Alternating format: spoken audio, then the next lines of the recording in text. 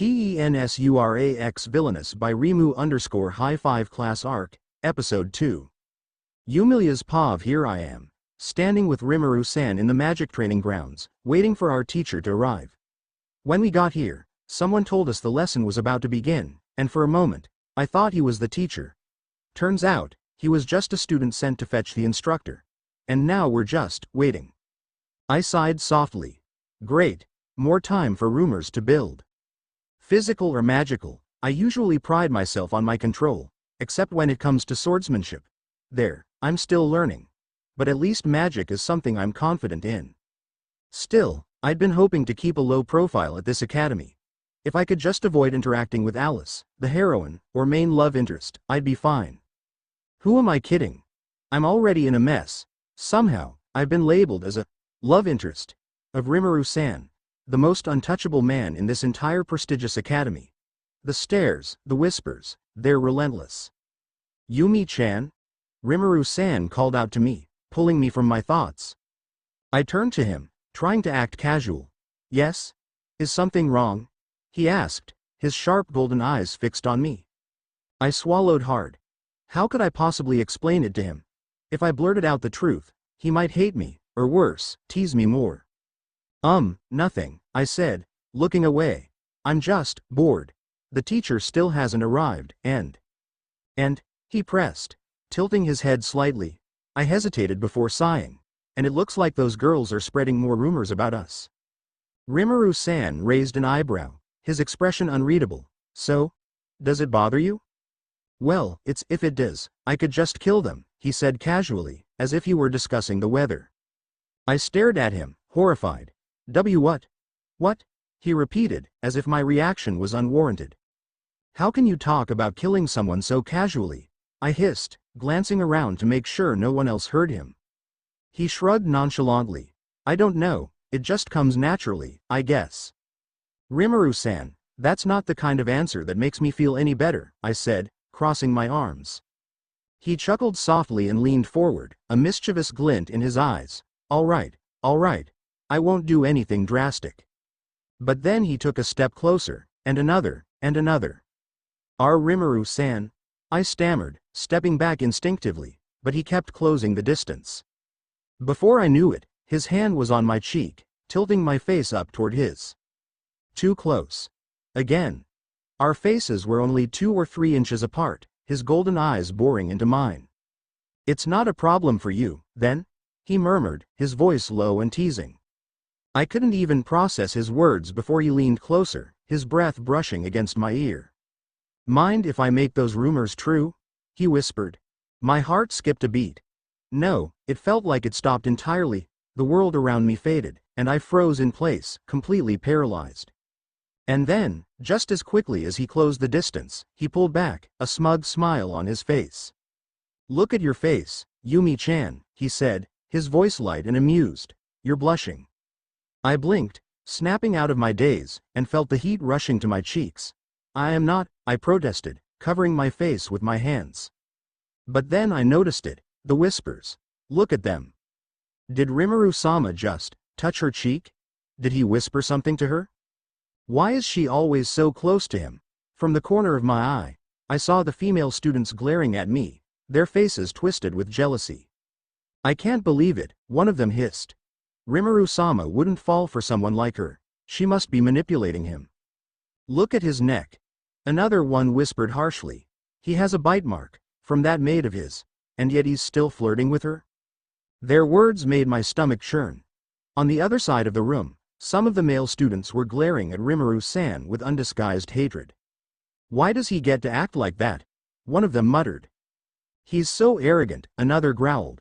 Just because he's the strongest doesn't mean he can treat everyone else like they're beneath him. He's always with Yilia, too, a third one added, his tone bitter. What's so special about her? And then there were them. The 3 girls who had seen me cornered by Rimuru-san in the hallway earlier were now huddled together, whispering loudly enough for others to hear. Did you see how he touched her face? It's just like before. I told you something's going on between them. She probably begged him to spar with her just to get closer to him. How desperate. Their words stung more than I cared to admit. I glanced toward the far side of the room and saw Alicia watching us silently. Her face was unreadable, but there was something in her eyes, something sharp and calculating. She didn't say a word, but the way she crossed her arms and narrowed her eyes made me feel like I was being analyzed. "Rimuru-san," I whispered, my voice shaky. He looked at me with a playful smile, completely unfazed by the chaos around us. "What's wrong, Yumi-chan?" "You're impossible," I said, shaking my head. "Do you even realize what you've done?" "Of course," he replied, shrugging. "But does it matter? Let them think whatever they want. It's more fun that way, isn't it?" "Not for me," I muttered, feeling my cheeks heat up again. Rimuru-san just laughed softly, his carefree attitude somehow both comforting and infuriating. "Relax, Yumi-chan. I've got your back." Why does he always say things like that? But somehow, I couldn't help but feel a little bit safe by his side. Even though I don't need to. I am level 99 after all. "What am I going to do with you?" Rimuru-san. About 10 minutes later, I noticed a familiar face walking toward us. It was the woman who had checked our levels during the welcome ceremony. She carried herself with an air of authority and grace, her sharp eyes scanning the gathered students with a slight smirk on her lips. The moment she arrived, the noise in the training grounds died down. "Hello, everyone," she said in a clear, confident voice. "I am your magic instructor, Beatrice Eldraine. It's a pleasure to meet you all." Beatrice Sensei's reputation preceded her. Known as a prodigy in the magic arts and someone who could obliterate mountains with her spells, her presence alone was enough to make several students stiffen. "Let's begin the class," she said simply, clapping her hands. At her signal, a group of people dressed like soldiers entered the training grounds, carrying several heavy sets of armor. They placed them neatly on the ground in a line before leaving without a word. Beatrice Sensei gestured toward the armor. "These will be your targets. One by one, you'll step forward and use your best magic against them. These suits are specially enchanted to withstand extreme damage, so don't hold back. The purpose of this exercise isn't just to test your power but also your control and precision." The students murmured excitedly among themselves, a mixture of anticipation and nervousness buzzing through the air. "Let's begin," Beatrice Sensei said, holding her clipboard. "I'll call your names one by one. When I do, step forward and show us what you've got. Cedric Draymond, you're first." A tall, broad-shouldered boy with sandy blonde hair stepped forward confidently. He shot a grin at the crowd, basking in the attention. "Watch and learn, everyone," he said, cracking his knuckles. Cedric raised his hands, summoning a large ball of fire that flickered and roared in his palms. With a dramatic flourish, he hurled it at the armor. The fireball exploded on impact, sending a wave of heat across the field. When the smoke cleared, the armor was completely unharmed. No dents, no scorch marks, not even a smudge. Cedric frowned, his confidence wavering. Well, that was unexpected. He returned to the line with a sheepish grin, muttering something about the armor being too sturdy. Roland Castor, a stocky boy with red hair, stepped forward. He summoned a swirling orb of water, which grew larger with each passing second. With a grunt of effort, he launched the orb at the armor, sending it crashing like a tidal wave. The water splashed against the target, drenching the ground around it. But when the water receded, the armor remained pristine, its polished surface gleaming under the sun. Roland scratched the back of his head awkwardly. Guess water's not the answer. Haruto Gale, a thin, nervous-looking boy, hesitated before stepping forward. He raised his hand, summoning a gust of wind that swirled around him. With a quick motion, he sent the wind forward in a concentrated blast. The wind struck the armor with a loud whoosh, but it didn't budge. Haruto's shoulders slumped as he returned to the line. Beatrice Sensei continued calling names, and one by one, the students demonstrated their magic. A student tried earth magic, summoning a large boulder and hurling it at the armor. The boulder shattered on impact, but the target remained undamaged. Another student used lightning magic, sending crackling bolts toward the armor. The electricity danced across its surface harmlessly. Several more students tried different variations of fire, water, and wind magic, but none of their spells had any noticeable effect on the indestructible armor. As I watched, I felt a growing sense of unease.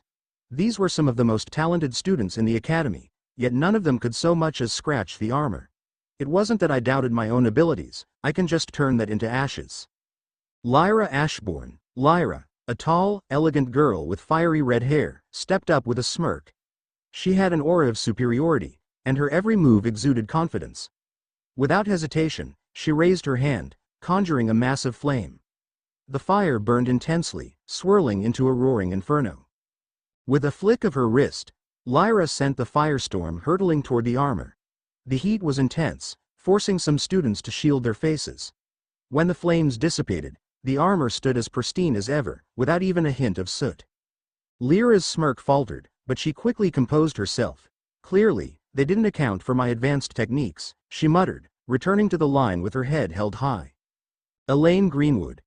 A petite girl with short brown hair and bright green eyes stepped forward. Unlike Lyra, Elaine seemed nervous but determined. She took a deep breath, crouched slightly, and placed her hands on the ground. The earth beneath her rumbled, and a massive spike of rock shot up from the ground. With a shout, Elaine hurled the spike toward the armor. The sound of impact echoed across the field, the ground shaking slightly from the force. When the dust settled, the armor was untouched, standing firm while the rock spike lay in shattered pieces around it. Elaine bit her lip, frustration clear on her face as she walked back to her spot. Arya Galehart. Arya, a girl with long silver hair tied in a braid, stepped forward confidently. She was known for her mastery of wind magic, and the other students watched her intently. She raised her hands, summoning a powerful whirlwind that swirled around her.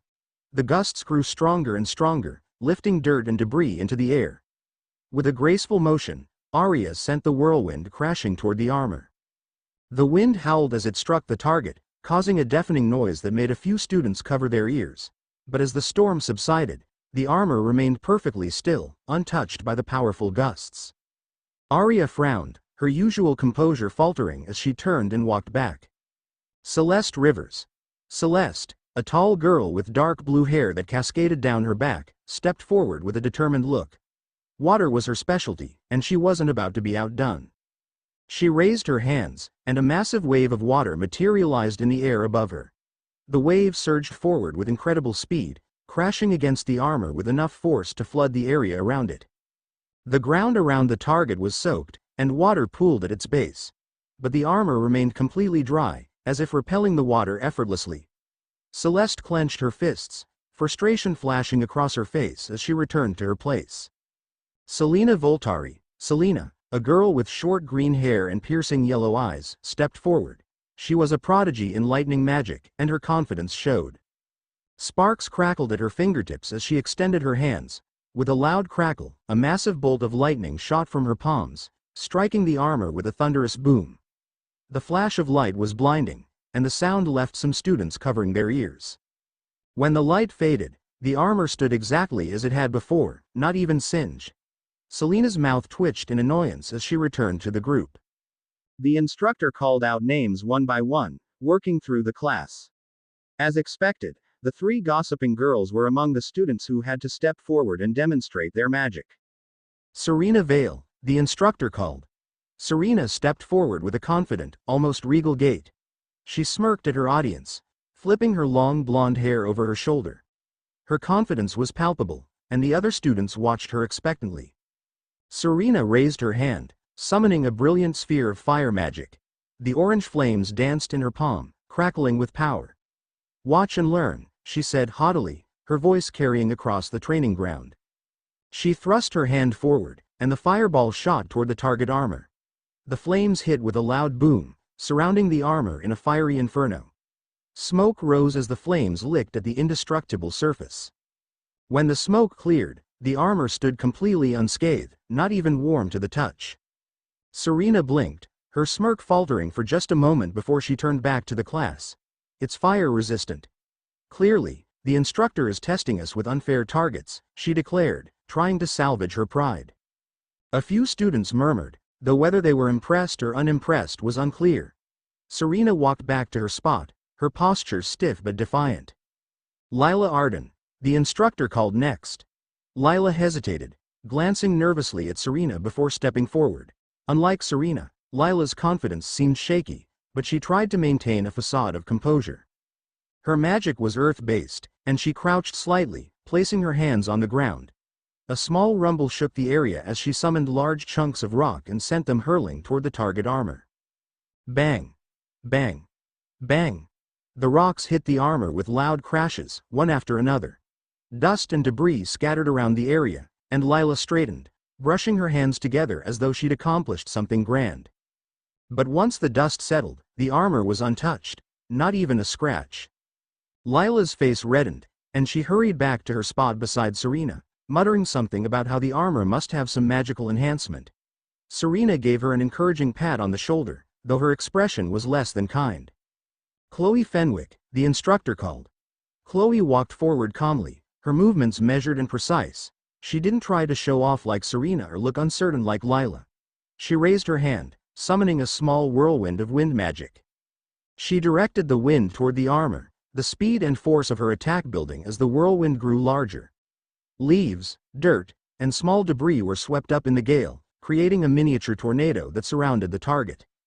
For a moment, the gale seemed like it might topple the armor, but then it dissipated with a loud whoosh, and the target remained perfectly steady. Chloe frowned, her lips pressed into a thin line. Without saying a word, she walked back to her spot beside her friends. The three girls regrouped, their expressions ranging from annoyed to embarrassed. Serena crossed her arms, her earlier confidence nowhere to be found. "This is ridiculous," Serena muttered. "These targets are clearly enchanted. No one's going to make a dent in them." "Exactly," Lila chimed in, her face still red. "The instructor must be trying to make us look bad." Chloe glanced toward the instructor, her eyes narrowing. "Or maybe they're setting us up for failure to make someone else look good." Her gaze briefly flickered toward me, and Serena and Lila followed her line of sight. I could feel their eyes on me, their irritation practically radiating across the training ground. I shifted uncomfortably, trying not to let their attention get to me. "Let's see how she does," Serena whispered, her voice sharp. "If she fails, maybe people will finally see how out of place she is." The three of them smirked, their confidence partially restored as they settled back into their spots, ready to watch the next students take their turns. The instructor called out, "Alicia Enlight." Alicia stepped forward hesitantly, clutching her staff tightly. She looked unsure of herself, her shoulders tense as if she was carrying the weight of the world. I watched her with mild curiosity, unsure how this would go. She paused for a moment, taking a deep breath before closing her eyes. Slowly, she raised her staff, and the faintest shimmer of magic began to gather at its tip. A tiny ball of golden light emerged, glowing softly like a firefly in the twilight. The little sphere floated gently toward the indestructible armor. It looked delicate, almost fragile, as if a single touch would shatter it. When it finally reached the armor, it made the faintest pop sound, like a bubble bursting in the air. No damage, no impact, just silence. The entire training ground went dead quiet. I shifted awkwardly, unsure of how to react. Did that even count as an attack? I glanced around to see how others were responding, and soon, the silence broke. A group of Alicia's friends immediately rushed to her side, their faces glowing with admiration. "That was so adorable, Alicia," one of them gushed, clapping her hands. "Your magic is so unique. I mean, no one else can use light magic like you," another added, practically swooning. "She's the only person in the kingdom who can wield light magic," someone else chimed in, their voice dripping with reverence. Alicia looked bashful, her cheeks turning pink as she waved off their compliments. "Oh, stop it. I didn't do much." But they continued to fawn over her, their praises growing louder. "It doesn't matter. Just the fact that you can use light magic at all makes you incredible." As if on cue, the group of students who had been badmouthing Rimuru and me earlier joined in, though their comments took a different tone. "See? That's the kind of person who deserves recognition. Not like certain other people who think they're so special," one of them said loudly, casting a pointed glance in our direction. "Exactly. Alicia doesn't need to show off like some people. She's naturally gifted," another added, their eyes narrowing at me. "It's a shame she has to share a class with people like Rimuru and Yilia," a third muttered, not even bothering to lower their voice. I clenched my fists, feeling irritation bubble in my chest. Was that really necessary? The girls who had been swooning over Rimuru all day took this as an opportunity to strike back. "Ha, what a joke," one of them sneered, crossing her arms. "Did you see that?" A tiny bubble of light. That's supposed to be impressive. Another rolled her eyes dramatically. Please, even Yumilia could do better than that, and that's saying something. They clearly didn't like me either, but their disdain for Alicia was stronger. At least Yumilia can hit something with her magic. What can Alicia do? Blow bubbles. That's Rimuru-sama's classmate. What a waste, another scoffed, glaring at Alicia like she had personally offended them. The entire training ground was buzzing with whispered conversations, admiration, insults, and scorn. Alicia seemed oblivious to most of it, focusing instead on her friends who were still praising her endlessly. I felt a headache coming on. This class was supposed to be about training, not fueling drama. And yet, here we were. Out of the corner of my eye, I noticed Rimuru watching everything with his usual unreadable expression. I wondered what he was thinking about all this. I sighed, looking up at the instructor, silently begging her to call the next name already. This class was turning into more of a spectacle than a lesson. The instructor's voice rang out. Next is Oswade Grimsarde. I turned to look at him. Oswade had been standing off to the side this entire time, his arms crossed and his head held high, watching everyone else with an air of smug superiority. Now, as his name was called, he smirked and stepped forward confidently. His movements were deliberate, as if he wanted everyone to notice how poised and noble he looked. Standing in front of the armor, he dramatically raised one hand, his expression dripping with arrogance. Pay attention, everyone. Learn something from me. Oswade extended his arm toward the target and muttered something under his breath. A large orb of flame materialized in his hand, swirling and crackling like a miniature sun. He launched the fireball with a sharp flick of his wrist, and it streaked through the air like a comet, slamming into the armor. Flames erupted on impact, licking at the ground and engulfing the armor in a fiery blaze. But when the flames subsided, the armor remained untouched, as indestructible as ever. Oswade clicked his tongue in mild frustration but quickly masked it with a confident smile. That was only the first, he said, brushing imaginary dust off his sleeve. He moved on without hesitation, summoning a torrent of water from thin air. The stream coiled around his body like a serpent before he directed it toward the armor with a sweeping motion of his arm. The water hit the target with a forceful splash, soaking the ground around it. The intensity of the pressure created a brief mist that enveloped the area, but as the mist cleared, the armor remained as solid and unmarred as before. Oswade frowned slightly but quickly recovered, his smirk returning. Of course, a single element is never enough, he said, raising his chin. Next, he summoned a gust of wind that swirled around him, lifting his cape dramatically. He extended both hands, and a sharp, cutting gale shot forward, whistling through the air like a blade. The wind struck the armor with enough force to make a loud clang, causing some of the lighter students nearby to shield their faces from the gust. But again, the armor stood firm, unaffected. Finally, Oswade stomped his foot against the ground, and the earth beneath him began to tremble slightly. Cracks appeared, spreading outward toward the armor as jagged rocks shot up from the ground. The rocks collided with the armor, creating a resounding boom that echoed through the training ground. Dust and debris filled the air, obscuring the view for a moment. When the dust settled, however, the armor was still pristine, not even a scratch marring its surface. A wave of applause and cheers erupted from the crowd. He's amazing, one student exclaimed, clapping enthusiastically. To wield 4 elements at once. He's truly a genius, another added, practically glowing with admiration. And let's not forget, he's the 3rd-ranking noble in the entire kingdom, someone else whispered. And best friends with the second prince, Edwin. The murmurs of awe and reverence continued to spread through the students, many of whom were now looking at Oswade with a mixture of envy and admiration. Oswade turned back to face the crowd, his arms spread wide as if basking in their praises. As expected of me, he said, his voice dripping with self-satisfaction. Standing next to me, Rimuru-san sighed softly. Well, that was disappointing, he muttered under his breath, his voice barely audible.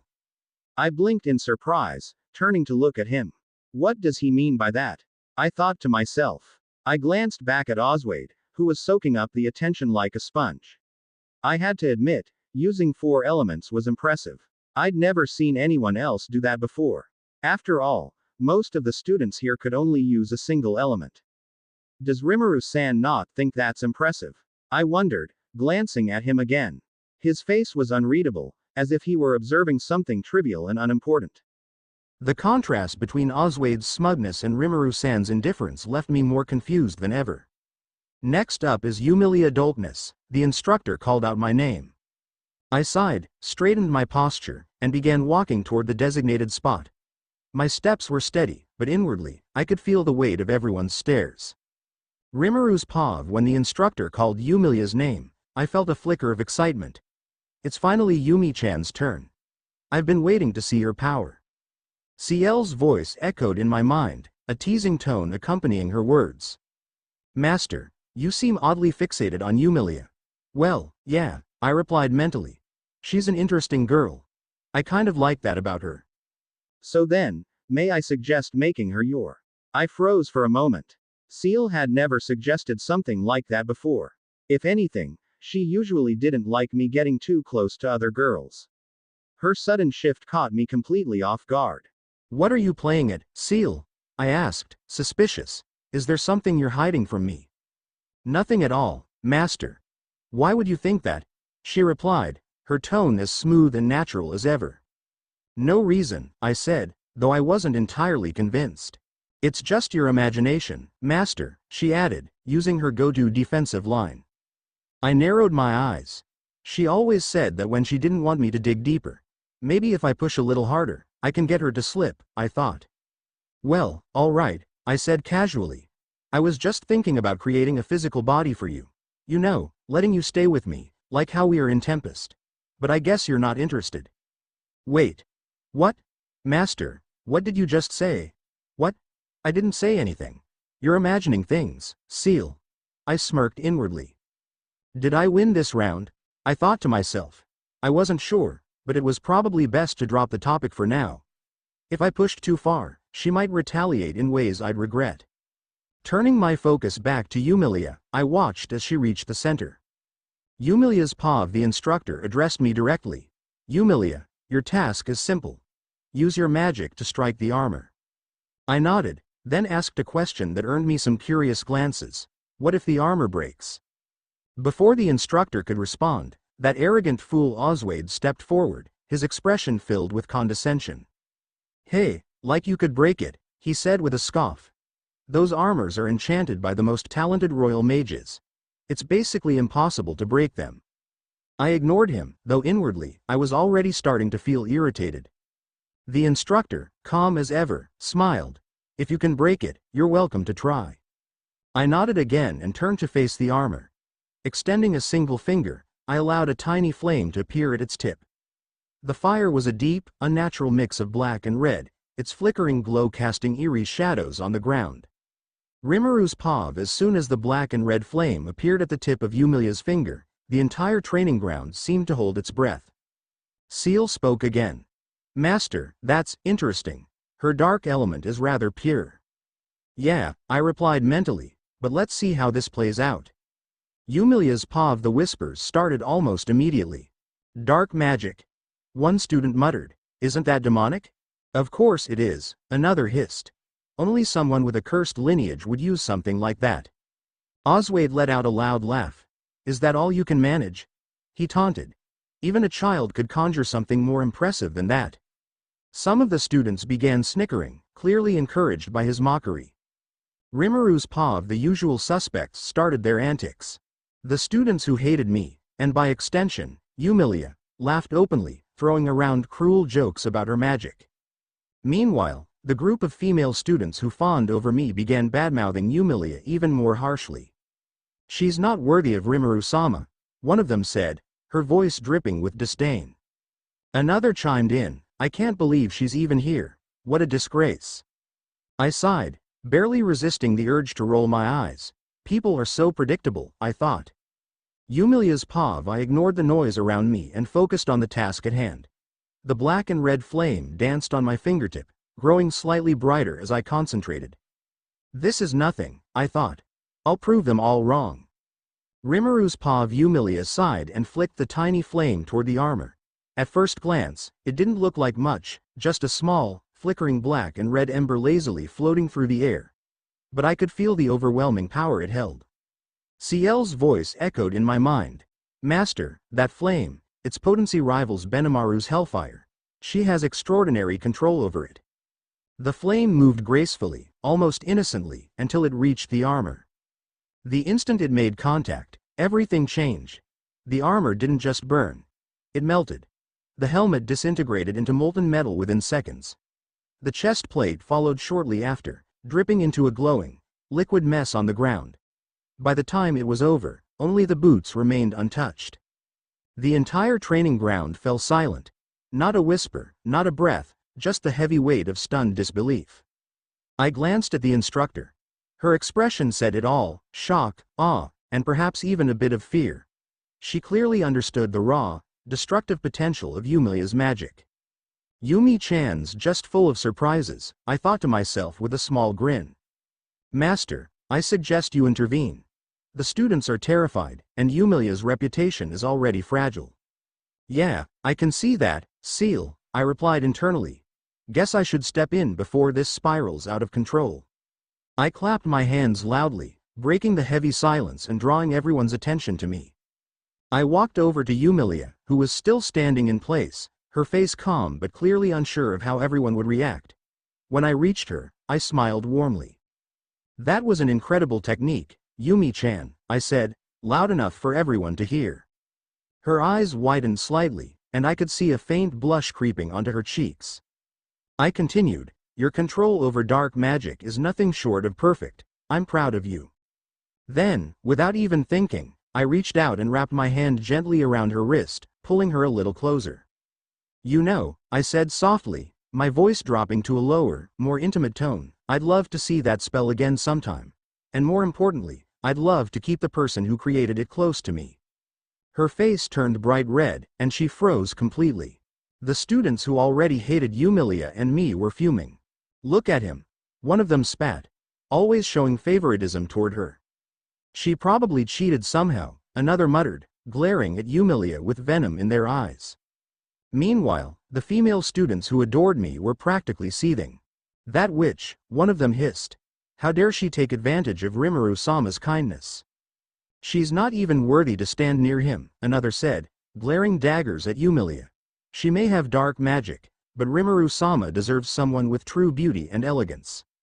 However, despite their disdain for Yumilia, they begrudgingly acknowledged her power.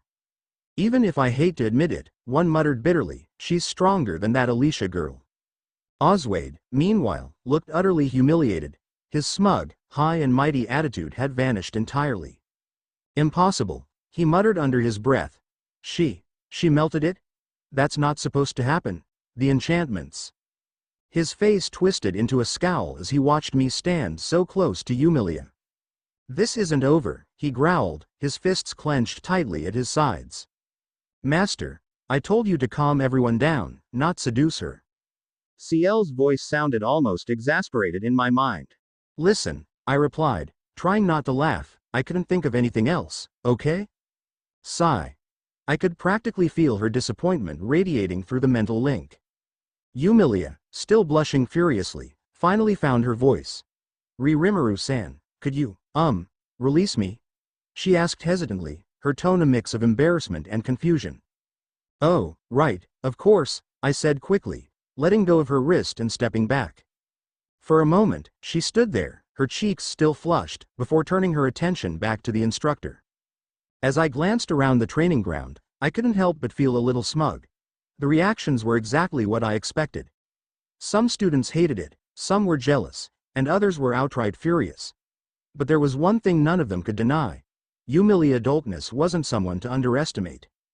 And as for me, I wasn't going to let anyone take her lightly again.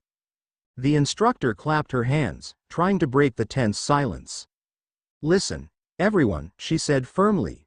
Dark magic is not evil. It is simply another element, like fire or water. Even the royal mages of old wielded it with pride. Her words hung in the air, but no one dared to respond.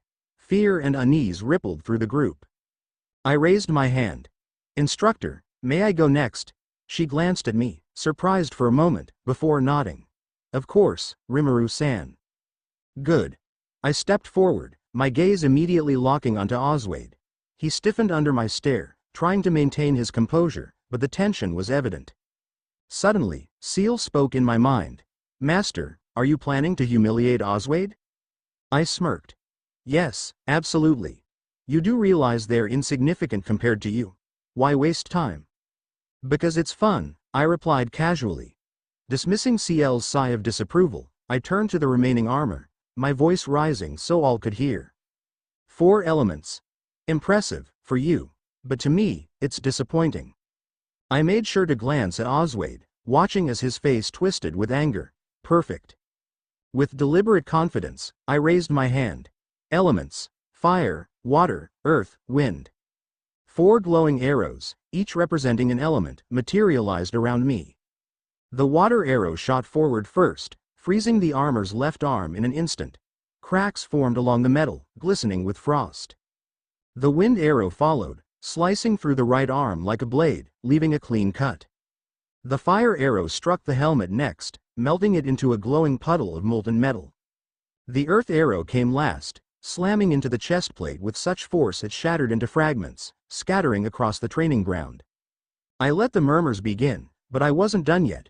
Raising my hand, I summoned a radiant ball of light, its glow blindingly pure. The light shot forward, slamming into the remaining fragments of the armor and causing them to crack and crumble. Then, for the grand finale, I conjured a dark flame, a swirling mass of black and purple energy that pulsed with an ominous power. With a flick of my wrist, I sent the flame hurtling toward the remaining pieces of armor.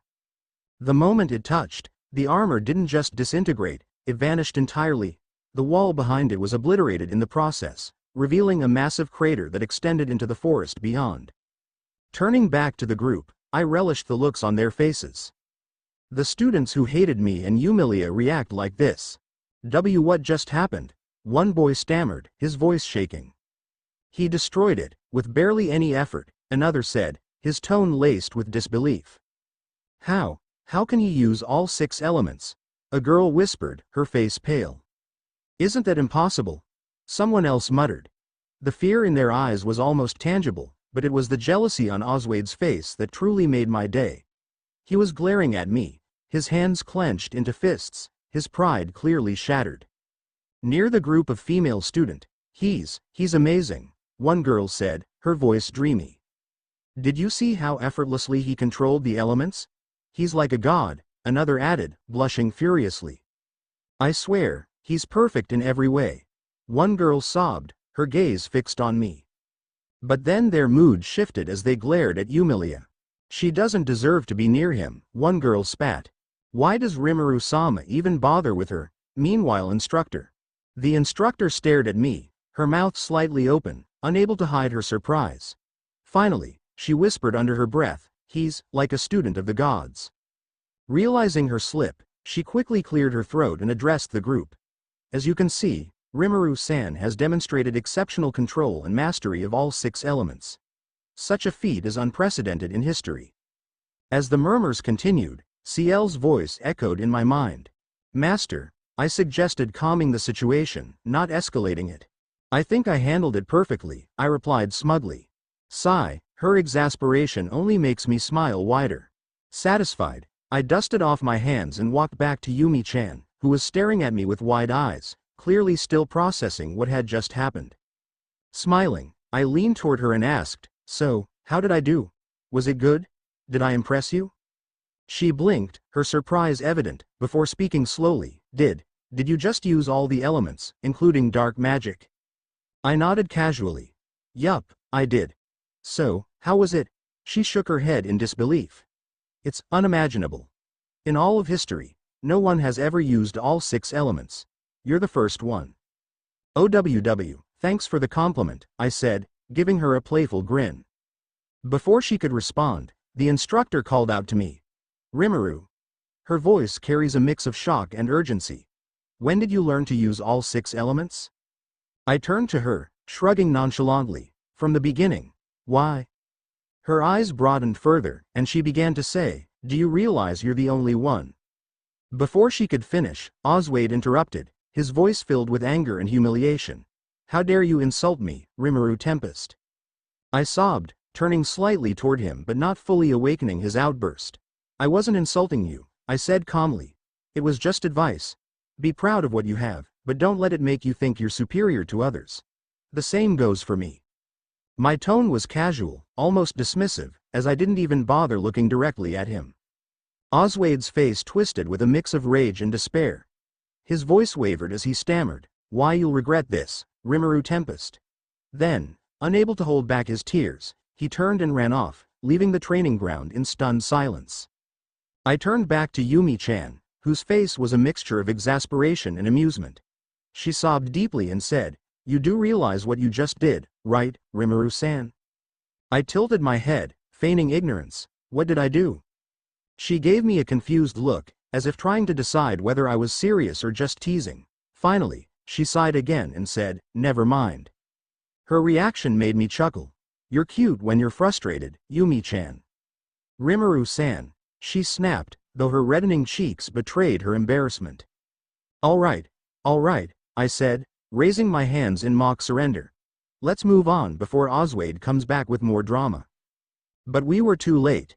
A loud, commanding voice echoed across the training grounds. Yumi-chan and I turned toward the source, and I immediately noticed both the instructor and the rest of the students stiffen. From the main path, Prince Edwin strode forward, his expression smug and filled with contempt, flanked by the principal, who wore a grim look. "You too," Edwin sneered, his voice laced with venom. "Enjoy your time here because, as of now, you are both kicked out of this academy." The principal nodded in agreement, his face devoid of any doubt. The instructor gasped, visibly shaken. "Wait, Your Highness. Principal, we can't do that. Yilia has dark magic, and Rimuru can wield all the elements. Tossing them aside would put the entire kingdom in great danger." But the principal scoffed, dismissing her concerns with a wave of his hand. "Ridiculous. Do you expect me to believe that a mere child like Rimuru possesses all 6 elements? Lies." He sighed heavily and crossed his arms. "Besides, both Rimuru and Yilia lied about their levels during the welcome ceremony. I will not have liars sullying the reputation of my academy." The instructor tried to interject, her voice trembling. "Principal, if we expel them, we will lose 2 of the most powerful mages in history. Did you even see what happened here? Rimuru's attack destroyed the armor and obliterated part of the forest with a single strike, and Yilia melted down enchanted armor with her dark magic." The principal froze, his eyes wide, as he finally took in the devastation around him. But before he could respond, Edwin waved him off. "So what? I can cause this much destruction if I wanted to," the prince said arrogantly, his tone dripping with jealousy. The instructor turned to Yumi-chan and me, desperation in her eyes. "Say something, you two." Yumi-chan crossed her arms, her face calm and unbothered. "Well, I don't care about any of this anyway," she said. "I have enough money to live comfortably on my own. If I'm kicked out, I'll just move to another kingdom." Her nonchalant attitude left everyone stunned. Even Edwin faltered for a moment, unsure how to respond. The instructor turned to me, her expression pleading. "And you, Rimuru? What about you?" Ciel's voice echoed in my mind, calm and collected. "Master, I suggest we turn the tables. Let's make them sweat." "Oh, how is that?" I ask currently. "I suggest you inform them of the invitation you received from the Kingdom of Greenhod. It will make things interesting." When did I get invited to Greenhod? I asked internally, amusement flickering in my thoughts. "It never happened," Ciel admitted smoothly, "but it will now." I smirked. "Oh? Is that all right, Ciel?" "Absolutely. Let me handle this." I stepped forward, letting my voice carry a sense of authority. "If I'm kicked out of this academy, then I'll gladly take up the invitation I received from the Kingdom of Greenhod. They've already asked me to join their army, and I was hesitant, but now, I might just accept." The reaction was immediate. The instructor, the principal, and even Edwin froze, their faces paling. "Greenhod?" the principal stammered. "The strongest kingdom, equal to our own?" Edwin's confidence wavered for a moment before he barked out a laugh, though it sounded forced. "Do you expect us to believe that? They would never invite someone like you to join their army?" "Believe what you want," I said with a shrug, "but it's your decision. If you kick me out, I'll have no choice but to accept their offer." Ciel's voice chimed in my mind again. "Shall I create something convincing?" Go ahead, I muttered under my breath. A moment later, a shimmering scroll materialized in my hand, glowing faintly with magical energy. The parchment was emblazoned with the royal seal of Greenhod and bore the bold signature of their king. I held it up for all to see. This, I said, my voice calm but commanding, is the official invitation from the Kingdom of Greenhod's military council. Signed and sealed by their king himself. Would you like to read it? The principal's jaw dropped, and Edwin stumbled back, his face a mix of disbelief and rage. You forged this, Edwin yelled, pointing a trembling finger at me. I raised an eyebrow, tilting my head slightly. Oh, do you dare call the royal seal of Greenhod a forgery? That's quite the accusation. Perhaps you'd like to confirm it with the king himself? Edwin's words died in his throat, and the instructor stepped closer, her hands trembling as she inspected the document. Her eyes widened in shock. This is genuine, she whispered, her voice barely audible. Her words sent a ripple of tension through the crowd, with gasps and murmurs spreading among the students. I crossed my arms, a small smirk playing on my lips. Well, what's it going to be? Kick us out, or let us stay and prove that this academy can produce the strongest mages in the world? The silence that followed was almost deafening. The principal, now visibly sweating, glanced nervously at Edwin, who looked utterly defeated. Suddenly, Edwin stormed forward, snatching the invitation from my hand. His face twisted with rage as he unleashed fire magic, the scroll erupting into flames and disintegrating into ash. You two are going to be kicked out of the academy, and that's final, he declared, his voice trembling with a mix of anger and desperation.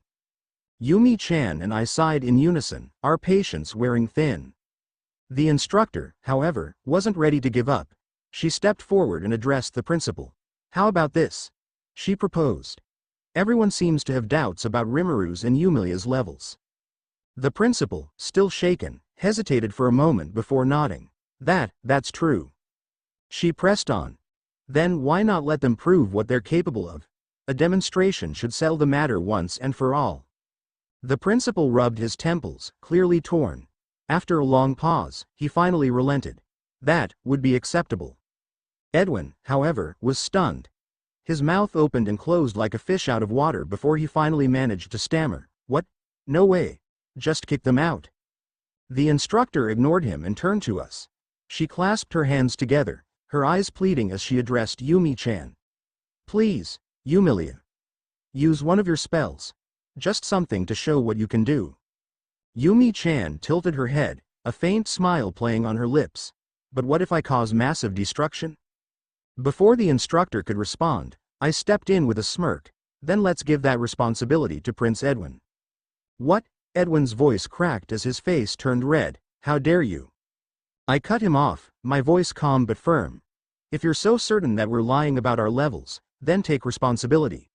You're a prince, aren't you? Stand by your convictions. Or are you saying you're not confident in your own judgment? His hands clenched into fists, his entire body shaking with rage. Fine, he spat. I'll take responsibility. But this will prove that you're both frauds. I exchanged a glance with Yumi-chan, who gave a small shrug. Your call, she said softly. Let's make it count, I replied, stepping back to give her space. Yumilia's paw of Rimuru-san and the others stepped back, creating a clear space around me. I could feel their attention on me, but I tried to focus on the sky above. My thoughts raced. What should I use? The black hole spell, I considered. It's the strongest spell I know, but if something goes wrong. My eyes flickered to Rimuru-san, who was watching me intently, calm and composed as ever. If anything goes wrong, he'll handle it, he always does. I took a deep breath and turned to the others, speaking with the same controlled tone that I had seen Rimuru-san use in countless situations. I'm going to create a hole in the sky. Edwin scoffed immediately. As if you could do something like that. Rimuru-san just smiled, unfazed, while the instructor gave me a reassuring nod. Right. Let's do this. I raised my hand high above my head, my magic coursing through me as I chanted the incantation, Black Hole. The moment the spell was cast, a small, dark orb formed high in the sky. At first, it seemed harmless, but then, it began to pull in the surrounding clouds and air, growing bigger and bigger. It was as if the very fabric of the world was being drawn into it. The orb grew rapidly, swelling until it was 3 times the size of the academy. Its gravitational pull was so strong that the air itself seemed to tremble with its power. A few students, caught off guard, were almost dragged in by its force. I glanced at the crowd. Most of them were paralyzed with fear, their eyes wide and filled with terror. I could see Alicia, the heroine of the game, gripping her chest, her usual bravery nowhere to be found. Even the principal, who had been so certain of his superiority, had collapsed to his knees, his face drained of color. As for Edwin, his cocky arrogance had been completely shattered. I could see pure fear in his eyes as he stumbled back, unsure of what to do. Rimuru-san, however, stood there, smiling serenely, as if he was simply observing a passing storm. What did I expect? I thought with a faint smile. He's level 100, after all, and I'm only level 99. The instructor's voice reached me, but it was muffled by the deafening pull of the black hole. I couldn't focus on anything but maintaining the spell. Then, something shifted. The instructor walked toward Rimuru-san, her steps hurried but somehow graceful. She reached him and grabbed his hand, speaking to him in a voice I couldn't hear. For a brief moment, I felt a surge of jealousy. Why does she hold his hand like that? But I quickly pushed the thought aside. It wasn't the time for this. Rimuru-san smiled at her and, without a word, turned back toward me. His calm gaze met mine as he walked toward me. "Yumi-chan," he said, his voice soft, "you've impressed me again." I didn't know how to respond. His words wrapped around my heart, making it beat faster. Before I could speak, he pulled me into his arms, his hand wrapping around my waist as he gently pressed his forehead to mine. I could feel the warmth of his body, the soft rhythm of his heartbeat. I closed my eyes, my face flushing as his proximity sent a warmth through me I hadn't expected. Then, without warning, he looked up at the sky and spoke in a voice that carried a weight far beyond anything I'd ever heard. "Void God. Azathoth." He snapped his fingers. In an instant, everything changed. The black hole, which had once threatened to consume everything in its path, was enveloped by an ethereal black and purple smoke-like energy. It spread across the sky, expanding outward like a vast, unfathomable ocean, blanketing the kingdom. Its presence was so overwhelming, so incomprehensible, that I could barely process what I was witnessing. The power emanating from Rimuru-san was beyond anything I had ever known, a force that seemed to reach into the very fabric of existence itself. Rimuru-san raised his hand, and as if the spell were nothing more than a toy, the immense energy began to condense and flow toward him. The black hole's power was absorbed into his hand, as though it had never existed at all. And then, it was gone. The sky above was perfectly clear, a pure, serene blue. Not a cloud remained, and the air was calm. I blinked, my heart pounding. I turned to the others, still in a daze. Every single person stood frozen in place, their faces pale, their eyes wide with disbelief. The principal, who had been so sure of himself earlier, was trembling on the ground, unable to form a single coherent word. Edwin's face was ashen, his mouth moving but no sound escaping. He was utterly speechless. And yet, Rimuru-san just stood there, a calm, knowing smile playing at the corners of his lips. "Good job, Yumi-chan," he said softly, his tone as gentle and encouraging as ever. I couldn't process the enormity of what had just happened. How did he do that? I managed to stutter out, "Our Rimuru-san, how did you?" He chuckled, a soft, knowing sound. "You'll understand someday, Yumi-chan. For now, just know this, you've done more than enough." I nodded slowly, still trying to grasp the true extent of Rimuru-san's power. He's on an entirely different level. I felt a warmth flood my chest as I looked up at him. "Rimuru-san, truly, you are incredible." After Rimuru-san made his dramatic display, he began walking toward Edwin and the principal. I followed him, staying just behind. Rimuru-san stopped in front of them, his gaze unwavering as he asked, "Is this enough for you?" His eyes briefly flashed a deep crimson red before returning to their usual golden color, a subtle but chilling reminder of his immense power. Rimuru's pav. I turned my gaze to Edwin, the prince who had caused so much trouble. "Is this enough for you?" I asked, my voice calm but carrying an underlying weight of authority. Ciel's voice rang in my mind. "Master, don't mind if I do?" "Go ahead," I responded, giving her free rein. Suddenly, my body shifted, and my eyes turned red as Seal took control. "What are you planning to do?" I asked. "You'll see," she replied cryptically. In a moment, my magicules began to take form, swirling together into a massive, void-colored dragon. It rose into the air, dark and imposing, filling the space with an overwhelming aura of power. Seal did this only Edwin can see. Edwin's eyes widened in horror as he screamed, "Ah, a dragon!" Ciel's control over my body was released, and I let out a small sigh. "Are you satisfied now?" I asked. "Of course, Master," Ciel responded, her tone pleased. I turned to the principal, who was still struggling to rise with the instructor's assistance. There was no need to rush, everything was already in motion. Yumilia's pav I walked forward, unable to contain the growing unease in me. I had been calm, but now, in the aftermath of everything, I couldn't ignore the tension in the air. "Sir," I addressed the principal, bowing slightly out of respect, "may I ask a request?" The principal didn't respond, his face still pale, but the instructor nodded at me to proceed. "I would like to meet the king himself," I said, my voice steady. "I wish to apologize for all of this." I couldn't quite place why, but something inside me rebelled at the idea of apologizing for what had transpired. Before I could think further, Rimuru-san's voice cut through the air, calm but firm.